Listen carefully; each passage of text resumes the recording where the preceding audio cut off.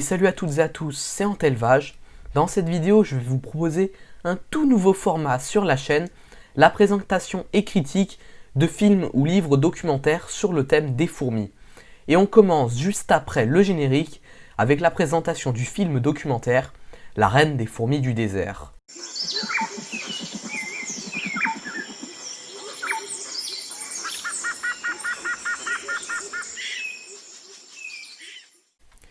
Avant de commencer une présentation générale du documentaire, je tiens à vous prévenir que je ferai attention à ce que tous les livres et films que je vous présenterai dans cette série de vidéos soient assez faciles à trouver pour vous sur internet. La Reine des fourmis du désert donc est un documentaire que j'avais trouvé totalement par hasard sur internet il y a quelques années et qui m'avait beaucoup plu. C'est pourquoi je tiens à vous le présenter. C'est un film documentaire donc d'une 50aine de minutes et qui est d'origine anglaise. Il a été réalisé en 2010 par John Brown et Ian Gray pour la BBC.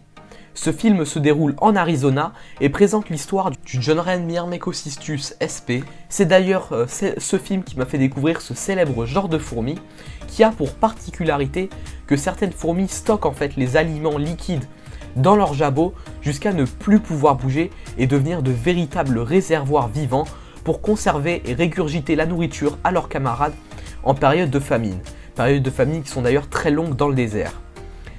Donc on présente dans ce film l'histoire de cette jeune reine fourmi, de la fondation de sa colonie à sa mort 8 ans plus tard. On découvre à travers ce documentaire tous les mœurs de l'espèce, les guerres entre colonies, la collecte de nourriture, l'essaimage, les tensions entre reines rivales, etc. Et bah surtout ces fameuses fourmis caractéristiques de l'espèce, ces fourmis réservoirs qui seront bien présentées dans le documentaire.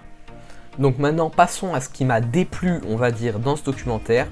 Si je devais trouver quelques points négatifs à ce film, je citerai d'abord le manque d'informations scientifiques. En effet, si à travers l'histoire du film, on comprend les mœurs de l'espèce, ce n'est pas très instructif pour une personne qui s'y connaît bien, qui connaît bien l'espèce. Moi-même, la première fois que je l'avais vu, ça ne m'avait pas appris grand-chose. À part ça, j'aurais aimé aussi qu'il soit présenté d'autres espèces de fourmis vivant dans le désert d'Arizona. On aurait pu voir aussi quelles sont les stratégies qu'elles ont mis en place pour survivre et les comparer avec celles de Myrmecocystus. Mais après, ce n'était pas vraiment le but du film, c'était vraiment de présenter Myrmecocystus et c'est pour ça qu'on ne voit pas d'autres espèces de fourmis dans le film. Enfin, qu'est-ce qui m'a plu dans ce film ? Eh bien franchement, malgré le manque d'infos scientifiques, ce film se veut très distrayant. Il y a en effet toute une histoire et une ambiance qui le rend extrêmement intéressant. Que l'on connaisse ou non le genre Myrmecocystus, personnellement j'ai pu regarder et re-regarder le film sans m'ennuyer. De plus, je trouve les images des fourmis vraiment superbes, c'est super bien filmé. Et le langage qu'ils utilisent est très vulgarisé et compréhensible par tous, même par les novices qui n'y connaissent pas trop en fourmis. Pour conclure, on voit que ce film est un peu frustrant quand on est un amateur de fourmis, car on voudrait des informations plus diversifiées et plus de diversité au niveau des fourmis présentées. Mais bon, le but premier de ce film était de nous faire découvrir les mœurs de Myrmecocystus sp. À travers une histoire qui est, je trouve, extrêmement prenante. En plus d'être un régal pour les yeux, ce film est extrêmement simple à comprendre pour tout le monde et est très distrayant.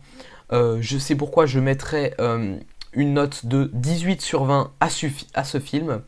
Voilà, c'est une note qui est totalement subjective, qui ne concerne que moi, mais voilà la note que je lui donnerai. Donc voilà, cette vidéo touche à sa fin, j'espère qu'elle t'aura plu. Si tu veux plus de contenu de ce genre, je t'invite à me le faire savoir en me le disant en commentaire et en likant surtout. Voilà, si ça t'a plu, tu peux aussi t'abonner pour me soutenir en n'oubliant pas d'activer la cloche des notifications pour rester toujours informé de quand je sors des nouvelles vidéos sur les fourmis. Et sinon, je te dis ciao et à une prochaine vidéo.